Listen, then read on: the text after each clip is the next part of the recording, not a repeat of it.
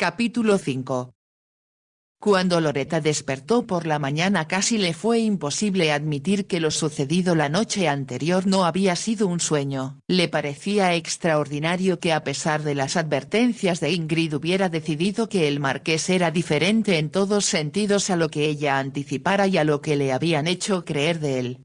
¿Cómo pudo hablarle de la forma exquisita en que lo hizo? ¿Cómo era posible que la hubiera llevado a la cascada y después la hubiese regresado sin tocarla? Aunque Loretta era muy inocente, comprendía instintivamente que ningún hombre se hubiera comportado de esa manera en similares circunstancias. No lo comprendo, se dijo. No entiendo por qué es como es. Ansiaba pedir consejo a Ingrid, pero sabía que sería imposible hacer que su prima, o cualquier otra persona, comprendieran las sensaciones que el marqués provocaba en ella. Además era demasiado tímida para repetir algo de lo que él le había dicho. El desayuno le fue llevado a la cama y después se vistió con lentitud y no bajó hasta bien avanzada la mañana. No había señales de Ingrid. Entró en la salita a donde su prima la había llevado la primera noche y se sentó a leer los periódicos con muchas noticias sobre las cosas excitantes que sucedían en París.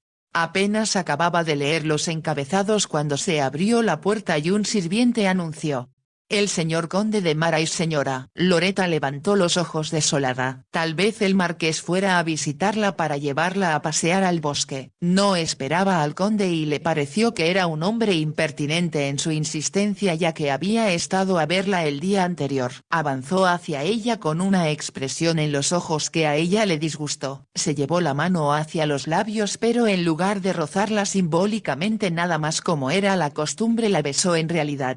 «Buenos días, señor», saludó Loretta en lo que esperaba fuera una voz muy fría. «Mi anfitriona no me comentó que lo estaba esperando esta mañana. Vine a visitarla ayer por la tarde y usted me evitó», contestó el conde. «Así que hoy no quise correr riesgos y vengo a buscarla, mi hermosa dama, para llevarla a pasear conmigo al bosque. Después iremos a almorzar en el Pré-Catelan. Es muy bondadoso de parte suya, pero desafortunadamente tengo un compromiso previo». «No lo creo», repuso enfadado. «Y si es con Fabián de Sauerdun, me niego a permitirle que vaya con él». Loretta se puso rígida. «No creo, señor, que esté usted en ninguna posición de autoridad con respecto a mí». «En eso está equivocada». «Reclamo la autoridad de haberla encontrado exquisita, adorable y muy seductora. No tengo la menor intención de cederla a ese rompecorazones y cuyos tormentosos romances son un escándalo y una vergüenza». Habló con tanto veneno que Loretta sintió deseos de defender al marqués, mas comprendió que eso sería indiscreto. En cambio afirmó: «Creo, milord, que este diálogo es del todo innecesario. Solo puedo darle las gracias por su invitación, pero lamento no poder aceptarla. Ya le he dicho que intento que almuerce usted conmigo y también que cene esta noche», contestó el conde. «Y le aseguro, hermosa mía, que siempre consigo lo que quiero cuando se refiere a una mujer tan bella como usted». Dio un paso para acercarse a Loretta y agregó: «Cuando la veo sé, sin que usted necesite decírmelo, que nunca la han despertado a los fuegos del amor, a la pasión que la hará aún más hermosa de lo que ya es». Loretta tuvo repulsión y disgusto por el simple hecho de que él se había acercado más a ella. Sintió repulsa también, no solo por lo que decía sino por el tono en que lo expresaba. Se hubiera alejado de allí si él no se aferrara a su muñeca. «Me está volviendo loco», exclamó. «Intento enseñarle placeres que por el momento no sabe siquiera que existen». Él la hubiera acercado más si Loretta no hubiera lanzado un leve grito de protesta y tratado violentamente de liberar su brazo de la mano de él. «¿Cómo se atreve usted a tocarme?», gritó furiosa. Cuando el conde se rió de una manera estrepitosa, Loretta comprendió que su resistencia lo excitaba. Había una expresión en los ojos del conde que la asustó. «Suélteme». Mas como la atrajera con impulso salvaje hacia él, ella gritó. En ese momento se abrió la puerta. Fue con un sentimiento de profundo alivio que Loretta vio que Fabián de Sauerdun y el marqués de Galston entraban en la habitación. Al observar lo que estaba ocurriendo, ambos se quedaron inmóviles por un momento, y cuando el conde le soltó la muñeca, Loretta dijo en tono titubeante debido a que estaba tan asustada aún: «Estaba yo diciendo al conde que iba yo a almorzar con usted, señor marqués». Por supuesto, repuso Fabián sin la menor vacilación. En eso habíamos quedado y mi carruaje está afuera esperando para conducirnos al bosque antes de comer. Loretta lanzó un leve suspiro de alivio de que el marqués hubiera comprendido con tanta rapidez. El marqués de Galston caminó hacia el conde para decir: «Buenos días, Marais. No fui informado de su llegada». «Vine a ver a Lady Brompton», contestó el aludido, «porque yo hice arreglos anoche para llevarla a almorzar hoy». Loretta estaba tan asustada que murmuró en voz baja: «Eso no es verdad». «Me temo que llegó usted demasiado tarde, Marais», terció Fabián de Sauerdun. «Mi invitación fue hecha primero». «Eso es algo que parece suceder con frecuencia cuando se trata de nosotros». Se mostraba provocativo con deliberación y el conde lo miró iracundo. «Un día me vengaré de usted, Sauerdun», amenazó. «Puede estar seguro de ello». El marqués sonrió. «Sin duda no estará usted sugiriendo otro duelo, ¿verdad? El último que sostuvimos fue una farsa tal que París se está riendo todavía». El conde parecía tan furioso que por un momento Loretta temió que fuera a golpear a Fabián. Con una exclamación ahogada Eugene de Marais salió de la habitación y Loretta, sintiéndose debilitada por lo ocurrido, se dejó caer en el sofá. «Marais se vuelve cada día más intolerable», expresó Fabián. «Estoy de acuerdo contigo», contestó el marqués. «Es un hombre desagradable y no debes alentarlo, Lora». «Por supuesto que no lo alenté», protestó Loretta. «Es un hombre horrible, repulsivo y me da terror». «Yo me aseguraré de que salga de la casa», dijo el marqués de Galston y salió de la habitación. Fabián de Sauerdun se sentó en el sofá junto a Loretta. «No volverá a asustarte», dijo. «Yo te protegeré de Marais y de cualquier otro hombre como él». Se dio cuenta por la desesperación que había en su rostro y la expresión de sus ojos de que estaba en verdad muy alterada. Él dijo con voz suave y tranquila sin el tono burlón que acompañaba casi siempre a sus palabras: «Ve arriba y ponte tu sombrero más bonito. Quiero que todos mis amigos que nos vean en el bosque piensen lo afortunado que soy de tenerte conmigo». Debido a que comprendía que él estaba sinceramente tratando de ayudarla, Loretta le dirigió una pequeña sonrisa trémula y se levantó obediente del sofá. Cuando llegó a la puerta se le ocurrió que tal vez el conde no se había ido aún. Como si adivinara lo que ella estaba pensando, Fabián le sugirió: «Te acompañaré hasta el pie de la escalera». Al decir eso puso la mano bajo el brazo de ella como lo había hecho la noche anterior cuando dejaron la cascada del bosque. Loretta sintió que él la estaba protegiendo y que era ridículo tener miedo de un hombre como el conde que no podía hacerle ningún daño. «Eso se debe a que soy tan ignorante respecto a los hombres y a su forma de comportarse», se dijo Loretta. Levantó la barbilla y trató de moverse con dignidad. Al mismo tiempo se daba cuenta de que el corazón le palpitaba con fuerza dentro del pecho. Al llegar al vestíbulo fue un alivio ver que no había nadie, sino dos lacayos en servicio. «No tardes», pidió Fabián con voz muy suave. «Tengo mucho que mostrarte y hace un día espléndido para poder hacerlo». Una vez más ella le dirigió una sonrisa y logró decir: «Gracias por ser tan bondadoso». Antes de subir rápidamente por la escalera, pensó mientras se ponía un lindo sombrero adornado con camelias blancas y hojas verdes que Ingrid le obsequiara, que habría sido imposible no dejarse alterar por un hombre como el conde. Ella nunca había imaginado que alguien pudiera actuar de esa manera tan extraordinaria, mucho menos respecto a una mujer a la que acababa de conocer. Súbitamente cruzó por su mente la idea de que tal vez él tenía una cierta disculpa, porque ella deliberadamente se hizo pasar por una mujer casada y al hacerlo se colocó en una situación muy vulnerable. Eso se agravaba aún más por el hecho de estar hospedada con Ingrid, situación que ninguno de sus parientes hubiera permitido de haberse enterado de ello.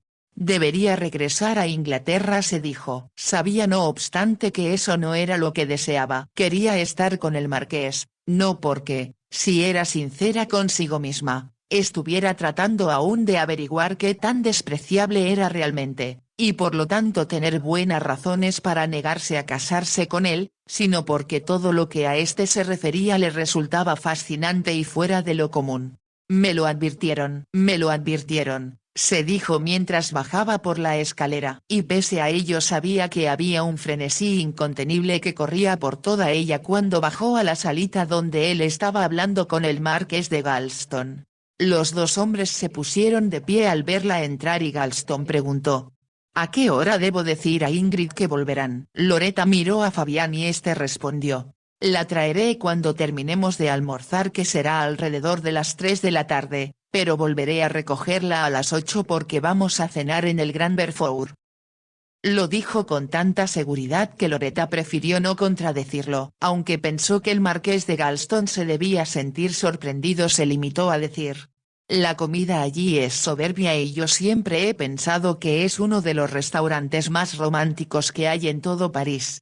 Yo también lo creo así, contestó Fabián, que tenía la vista clavada en Loretta mientras hablaba. Subieron a un carruaje tirado por dos corceles negro azabache, exactamente iguales. Loretta pensó que sería imposible que alguien pudiera superar ese tiro, a pesar de que había oído comentar a su padre que tanto los carruajes como los conductores y jinetes que se veían todos los días en el bosque constituían en realidad un desfile de modas.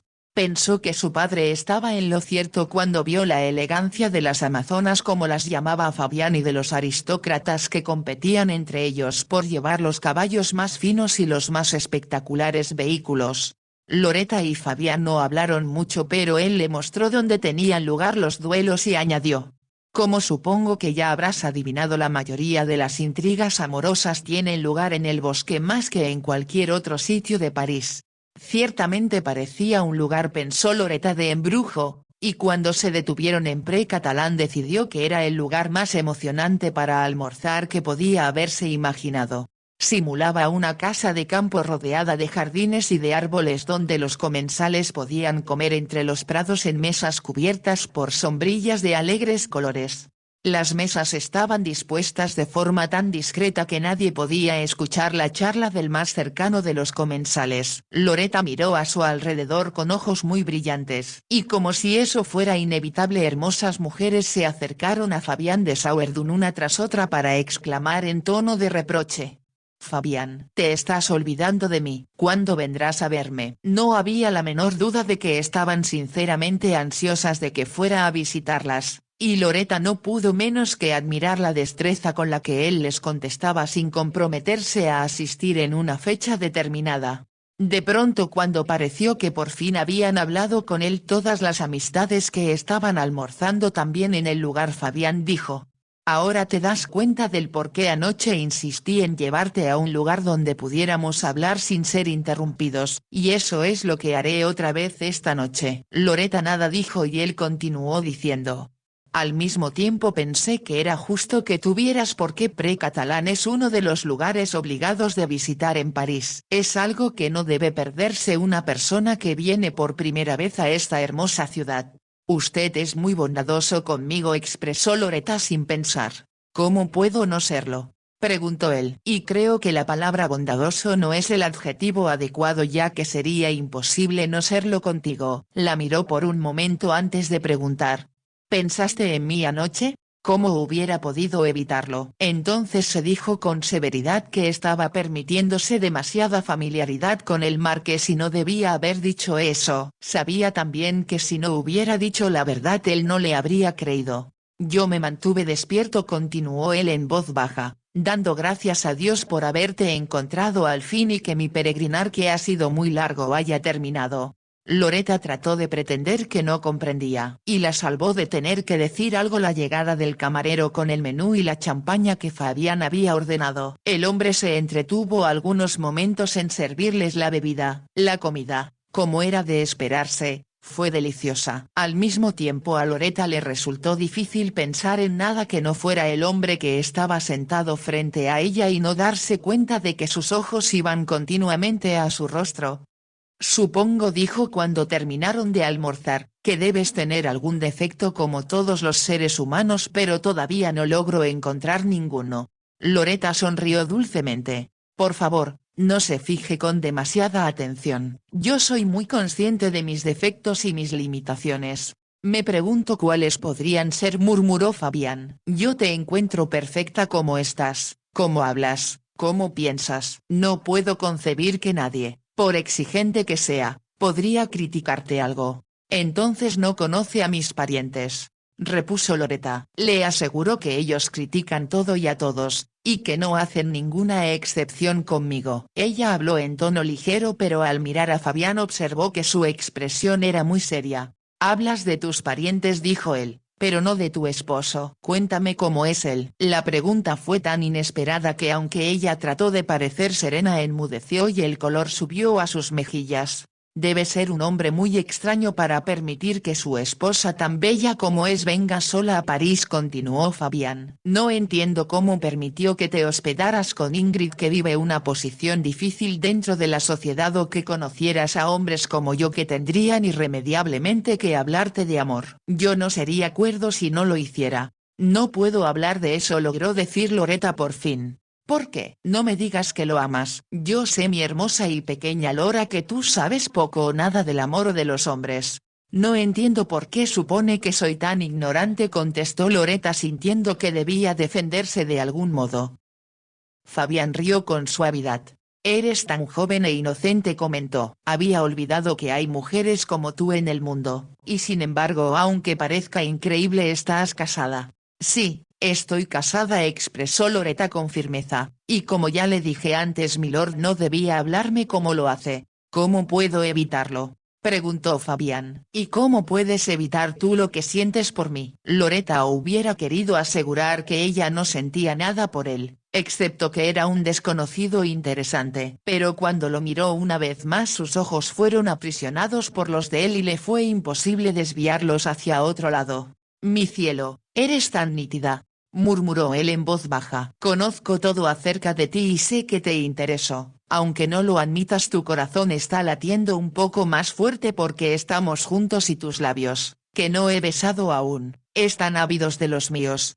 Lo que dijo pareció hipnotizar a Loretta, inmovilizarla. Entonces, con un esfuerzo que la hizo sentir físicamente débil, murmuró: «Tal vez es hora ya de que volvamos a casa. Allí es donde te llevaré», dijo Fabián, «y esta noche continuaremos nuestra conversación en el punto en el que la interrumpimos». Loretta hubiera querido decir que ella no lo escucharía, pero sabía que eso no era verdad. Deseaba que él siguiera hablando con esa extraña voz que hacía que pequeños rayos de sol le penetraran en el cuerpo. Se dio cuenta, aunque pretendió no creerlo, de que la emocionaban tanto las palabras de Fabián como la sinceridad con la cual parecía decirlas. «Es un flautista mágico como el del cuento», pensó. «Ingrid me lo advirtió, pero como todas las demás mujeres crédulas estoy corriendo tras él aún a sabiendas de que eso me conduce a la destrucción». Caminó por delante de él hacia donde su carruaje esperaba bajo los árboles. Cuando él la ayudó a subirse, dijo una vez más al sentir que su simple contacto la hacía estremecer que debía irse de París. «Estoy haciendo el papel de tonta», se riñó a ella misma. Él se sentó junto a ella y sujetó las riendas. Loretta pensó al mirar lo que se veía como Apolo conduciendo sus caballos a través del cielo. Ningún hombre hubiera podido verse tan increíblemente atractivo ni tan interesante y ser al mismo tiempo tan despreciable como todos le habían advertido que lo era. Fabián dio una vuelta más larga a través del bosque de la que era necesaria para que Loretta pudiera admirar la belleza de los árboles, de las flores y de un grupo de chiquillos que jugaban a la pelota en un claro. Unos minutos más tarde estaban de regreso en la avenida bordeada de árboles, donde había gente que caminaba sin prisa por la acera o se sentaba en el exterior de los cafés con la inevitable taza del humeante líquido. La condujo de regreso a la casa del marqués de Galston y cuando un palafrenero corrió hacia la cabeza de los caballos él bajó para ayudarla diciendo: «Hasta la vista, mi pequeña y hermosa diosa. Hasta esta noche». Loretta se detuvo al pie de la escalinata. «Si voy», musitó haciendo un esfuerzo, «debe prometerme que no me hablará de este modo». «¿Por qué no?». «Porque es inoportuno», empezó a decir ella. «No, no lo es», la contradijo Fabián con suavidad. «No es inoportuno nuestro recíproco sentir. Podríamos hablar sobre ello hasta que se cayeran las estrellas del cielo, pero no cambiar el ritmo de nuestro corazón, pues negar el amor es, como tú bien sabes, una blasfemia». De nuevo estaba hablando con absoluta seriedad y cuando tomó la mano de ella en la suya Loretta se sintió muy consciente del magnetismo que ejercía sobre ella y que parecía hacerla prisionera. Experimentó la aterradora sensación de que nunca podría escapar de él. No dijo nada, se limitó a subir los escalones y al hacerlo él dijo: «Hasta las 8». Después subió a su carruaje. Ingrid la esperaba en el vestíbulo. Besó a Loretta y exclamó: «Me sorprendió queridita cuando Hugh me comentó que te habías ido a almorzar con Fabián, y me sorprendió aún más cuando supe lo mal que se había portado contigo el conde. Es un hombre detestable», exclamó Loretta. «Estoy de acuerdo contigo. Al mismo tiempo es un tipo de gran importancia en el mundo de las finanzas y yo quiero que Hugh esté en buenas relaciones con todos los grandes financieros como pretendo que lo esté también con los políticos, quienes manejan los destinos del país». «Comprendo lo que estás diciendo», contestó Loretta en voz baja, «pero me resulta difícil mostrarme cortés con el conde cuando él se comporta de forma tan indebida. Él piensa que todas las mujeres se enamoran de él, no de su dinero», le explicó Ingrid. «¿Y por qué odia tanto al marqués de Sauerdun?». Ingrid rió. «¿Necesitas preguntarlo?». «Es porque se han encontrado varias veces persiguiendo a la misma nueva belleza y de manera invariable Fabián es siempre el triunfador. No quiero volver a ver al conde en mi vida», aseguró Lorena en tono firme. «Yo haré todo lo posible porque así sea», prometió Ingrid, «pero no va a ser fácil». Loretta se quitó el sombrero y dijo: «¿Estoy siendo una molestia para ti, Ingrid? ¿Preferirías que me fuera?».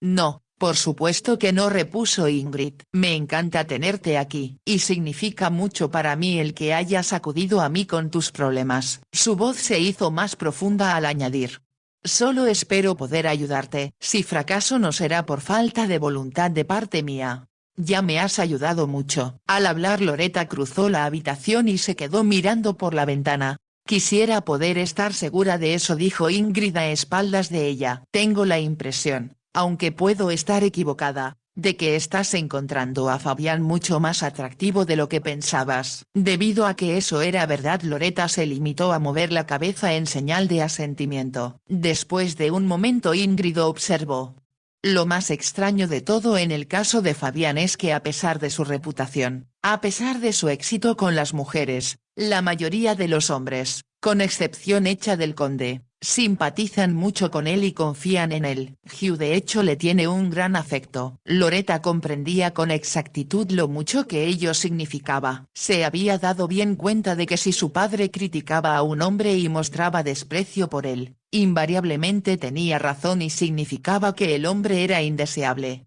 El que Ingrid hablara así de un hombre contra el que ya la había prevenido como marido, hacía que lo que estaba sintiendo y pensando resultara todavía más complejo.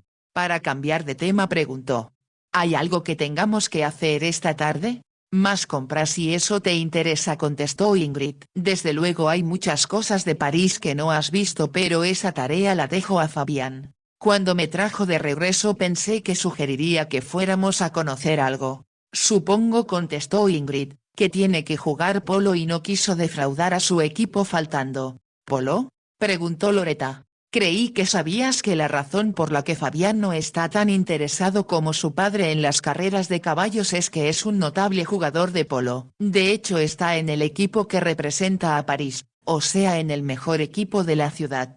«No tenía la menor idea al respecto. Observé que sus caballos eran magníficos, pero pensé que como nunca iba a las carreras que se celebran en Inglaterra, no estaba particularmente interesado en ellos, excepto como simple medio de transporte». Ingrid rió. «Si dijeras eso a Fabián sufriría un ataque». «Sus propios caballos, que son completamente ajenos a los de su padre, son extraordinarios. La cuadra que posee en Normandía está considerada como la mejor del país. Tiene caballos de carreras pero no está tan obsesionado por ellos como su padre, el duque. Ahora comprendo por qué papá no lo conoce». Eso me desconcertaba un poco. Hay muchas cosas sobre Fabián que te desconcertarán. Es una lástima que sea tan poco recomendable como esposo ya que es muy encomiable en todos los demás sentidos. Hablaron de otros temas pero Loretta descubrió que sus pensamientos volvían una y otra vez hacia el marqués. No tenía objeto pretender indiferencia. Cuando subió a vestirse para la cena reconoció que ansiaba estar en su compañía y hablar con él, aunque cuando hablaba como lo había hecho de sus sentimientos mutuos la hacía sentirse muy tímida y provocaba en ella sensaciones que no se atrevía a analizar. Si me siento así ahora, trató de decirse a sí misma con severidad, ¿qué sentiría si me casara con él y después me dejara por otra mujer? Era un pensamiento tan doloroso que ella trató de sentirse fría e indiferente mientras se refrescaba en el agua perfumada del baño que le habían preparado. Después se puso otro de los hermosos vestidos que había comprado en la Ferrier. Era un vestido que la hacía verse como una rosa mientras que al mismo tiempo había pequeños toques de terciopelo entre la gasa y la tela plateada en los lugares más inesperados. Era un vestido sofisticado que jamás habría sido elegido por una debutante, debido a que no tenía joyas como las que se esperaba que poseyera una mujer casada. Ingrid le prestó un pequeño collar de diamantes del cual pendía una perla grande y perfecta en forma de pera.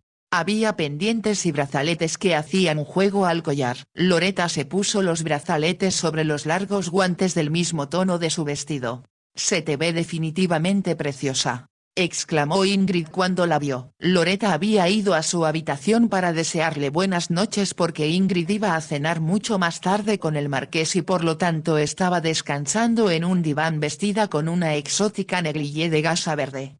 «Que te diviertas mucho queridita», deseó Ingrid, «pero recuerda que no debes perder la cabeza ni el corazón porque en lo que a Fabián se refiere no lo recobrarás nunca». «Lo recordaré», contestó Loretta con cierto titubeo. No se dio cuenta al cerrar la puerta tras ella de que su prima se había quedado con una expresión de inquietud en el rostro. Con una estola de terciopelo sobre el brazo Loretta bajó con lentitud por la escalera. En el momento en que llegaba al vestíbulo un lacayo se acercó a ella corriendo procedente de la puerta del frente y le dijo: «Un caballero la está esperando señora y dice que se dé usted prisa porque sus caballos están un poco inquietos». Loretta no se detuvo a pensar que era un tanto extraño que los caballos de Fabián se estuvieran comportando de esa forma. Todos los que había visto en sus carruajes hasta esos momentos eran caballos tranquilos muy bien entrenados. Bajó la escalinata exterior a toda prisa hacia donde un lacayo sostenía abierta la puerta de una carroza cerrada. Le pareció aún más extraño que Fabián estuviera esperándola en el interior pero cuando subió al carruaje descubrió que este estaba vacío. En el momento en que se percató de eso la puerta se cerró tras ella, los caballos partieron y Loretta se vio obligada a sentarse para evitar ser arrojada al suelo. Cuando el carruaje empezó a recorrer los Campos Elíseos a una velocidad del todo innecesaria, Loretta se dijo que sin duda todo era un error y que debía atraer la atención del cochero y del lacayo que iban en el pescante. Pero en apariencia no había forma de hacerlo porque las dos ventanas estaban fuertemente aseguradas y ella trató de decidir en su mente si no era una nueva forma en la que Fabián estaba tratando de intrigarla. Sin embargo le parecía una forma inusitada de hacerlo y se inclinó más bien hacia la idea de que se trataba de un error. De pronto la asaltó una sospecha tan aterradora que tenía miedo de expresarla con palabras. Se inclinó hacia adelante e intentó una vez más abrir las ventanas. En vano hizo varios esfuerzos porque estaban bien aseguradas. Debido a la velocidad que corrían no se atrevía a abrir la puerta del carruaje. «¿Qué está sucediendo?», preguntó. Y mientras ella se preguntaba con desesperación qué debía hacer si sus peores sospechas se confirmaban, se percató de que habían llegado casi al final de la avenida. Las casas eran ahora más escasas, más separadas y pensó, aunque no estaba segura de ello, que habían llegado a la orilla del bosque. Los caballos dieron la vuelta y entraron en una gran verja abierta, para seguir por un sendero que cruzaba un jardín lleno de flores antes de detenerse frente a la entrada del pórtico de una gran casa. Aquí hay un error, se dijo Loretta en tono consolador. El cochero debió haberse equivocado de dirección y me recogió en lugar de otra persona. Es culpa mía por no haber sido más desconfiada y no considerar extraño que el marqués no hubiera entrado en la casa. La puerta del carruaje fue abierta por un lacayo y ella le preguntó en francés: ¿A quién pertenece esta casa? El señor la está esperando adentro, señora, contestó el hombre.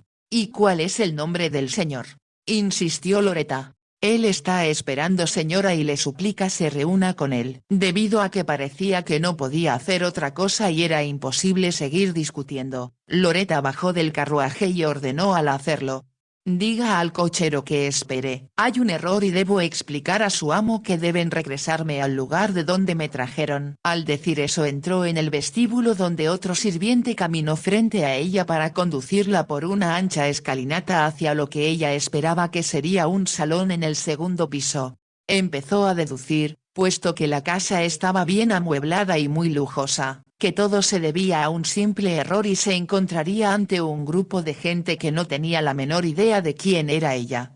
Debo insistir en que me lleven de regreso inmediatamente, pensó Loretta. De otra manera el marqués llegará y se preguntará qué me ha sucedido. Vio un reloj en lo alto de la escalera y se dijo que había sido muy tonta al suponer que era el marqués quien había llegado por ella. La noche anterior llegó a la hora exacta. Ahora apenas acababan de dar las 8. Debió haber estado viajando cuando menos 10 minutos desde el momento en que salió de los Campos Elíseos. Un sirviente abrió la puerta sin decir nada y ella entró en una amplia habitación. Había dado solo unos cuantos pasos cuando se detuvo de pronto al darse cuenta de que la esperaba de pie, no un grupo de desconocidos como ella imaginara, sino un hombre, el conde Eugene de Marais.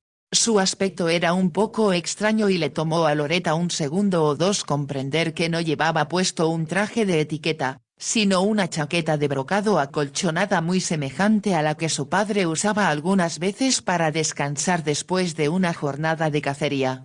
Entonces, al mirar en torno suyo con ojos agrandados por el miedo y preguntarse qué podía decir y cómo podía expresar el horror de haber sido llevada al lado de aquel hombre de manera tan sorpresiva, advirtió que la habitación no era un salón, sino un dormitorio.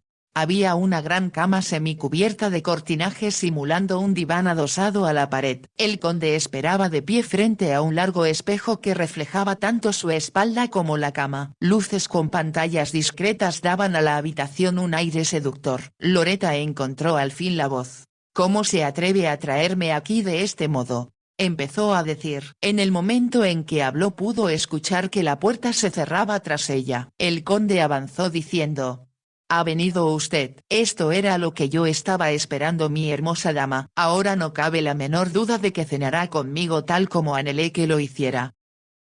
«Como ya le dije esta mañana, tengo otro compromiso», contestó Loretta, «y me tiene escandalizada su extraordinaria conducta». El conde casi había llegado a donde Loretta estaba. Debido al terror que la invadía retrocedió hacia la puerta y trató de hacer girar el picaporte. Al hacerlo se dio cuenta de que la puerta estaba cerrada con llave. Entonces, cuando miró de nuevo hacia el conde, vio la diversión que había en sus ojos. «No hay modo de escapar, preciosa mía», exclamó. «Usted se ha puesto en mi contra de una forma que encuentro encantadora desde que nos sentaron juntos a la mesa. Y si continúa luchando así, le aseguro que me resultará en extremo atractivo y muy excitante. Si me obligó a venir aquí con engaños, ¿cómo puede esperar que haga yo otra cosa que no sea luchar contra usted?», preguntó Loretta. «La deseo», expresó el conde en ese tono de voz profundo y aterciopelado que tanto la atemorizaba. Lo miró con fijeza, y como si considerara que era un error de su parte tal vez,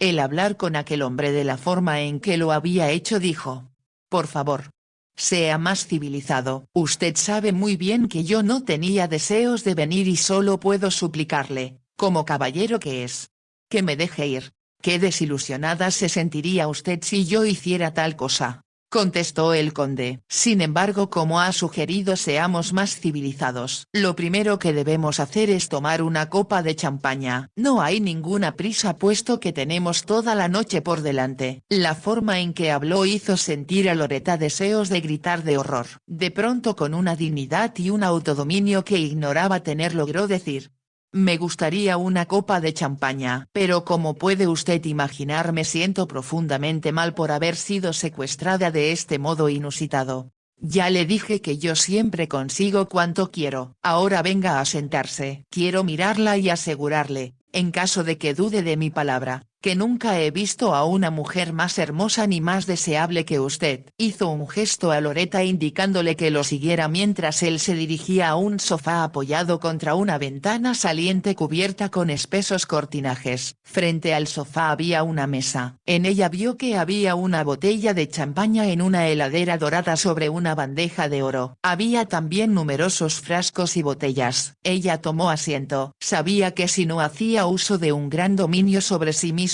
correría hacia la puerta, golpearía esta con los puños y gritaría como loca que la dejaran salir. Estaba segura de que si actuaba así los sirvientes del conde no le harían el menor caso. Era ya por demás humillante darse cuenta de que un sirviente la había encerrado bajo llave siguiendo las instrucciones de su amo. El conde se sentó junto a ella y Loretta vio que bajo la chaqueta de terciopelo llevaba una camisa de tela de algodón muy delgada. Sus pantalones eran formales y debían pertenecer a su traje de etiqueta. En lugar del convencional cuello duro llevaba una suave corbata de satén alrededor de la garganta que ella supuso debía ser mucho más fácil de quitar. Sintió una verdadera agonía ante la idea de lo que el hombre debía estar planeando. Trató de no mirar la cama frente a la cual se encontraban. Observó que tenía sábanas de seda bordadas de encaje y grandes almohadones de seda también bordados con el monograma del conde. Sirvió champaña en 2 copas mientras ella seguía mirando a su alrededor. Ofreció a Loretta una diciendo: este es un vino dorado como su cabello. Le sugiero que tome uno de estos emparedados hecho con un paté que me traen especialmente para mí de Estrasburgo, o si lo prefiere hay caviar. Debido a que tenía miedo de desplomarse, Loretta sorbió un trago de la champaña mientras el conde anunciaba: más tarde cenaremos en la habitación contigua, pero primero, mi bella dama, pretendo enseñarle a usted cómo ningún inglés podría hacerlo los placeres del amor. Secretos de la pasión ardiente que ya eran conocidos para los antiguos egipcios y para los pobladores de la India, muchos de los cuales fueron amantes inmortales. El tono en que habló la hizo sentir como si cada palabra que pronunciaba fuera un deleite para él y como si, de alguna forma desagradable, lo excitara. Sintió también que él la miraba como si estuviera desvistiéndola mentalmente. Debido a que no pudo evitarlo, se encogió alejándose de él. El conde rió con suavidad. Dentro de poco tiempo, dijo, la haré mía. Enseguida mi adorable y adormecida inglesita se volverá más madura, más femenina y, aunque eso parezca imposible, aún más deseable de lo que es ya en este momento. Antes que Loretta pudiera moverse, la rodeó con su brazo, le quitó la copa de champaña de la mano y la acercó más a él. Loretta trató de resistirse pero se percató de que era un hombre excesivamente fuerte. No, no, protestó ella. El conde simplemente continuó atrayéndola implacablemente y ahora el cuerpo de Loretta estaba rozando el suyo. Ayúdame, Fabián.